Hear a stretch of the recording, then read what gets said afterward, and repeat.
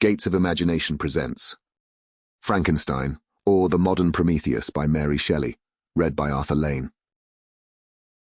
Did I request thee, Maker, from my clay to mould me man? Did I solicit thee from darkness to promote me? Paradise Lost.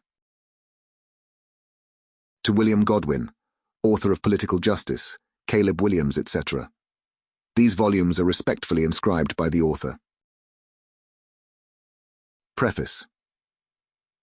The event on which this fiction is founded has been supposed by Dr. Darwin and some of the physiological writers of Germany as not of impossible occurrence. I shall not be supposed as according the remotest degree of serious faith to such an imagination. Yet in assuming it as the basis of a work of fancy, I have not considered myself as merely weaving a series of supernatural terrors. The event on which the interest of the story depends is exempt from the disadvantages of a mere tale of spectres or enchantment. It was recommended by the novelty of the situations which it develops, and however impossible as a physical fact, affords a point of view to the imagination for the delineating of human passions more comprehensive and commanding than any which the ordinary relations of existing events can yield.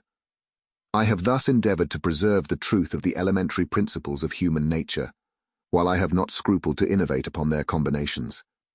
The Iliad, the tragic poetry of Greece, Shakespeare, in The Tempest and Midsummer Night's Dream, and most especially Milton, in Paradise Lost, conform to this rule, and the most humble novelist, who seeks to confer or receive amusement from his labours, may, without presumption, apply to prose fiction a license, or rather a rule, from the adoption of which so many exquisite combinations of human feeling have resulted in the highest specimens of poetry.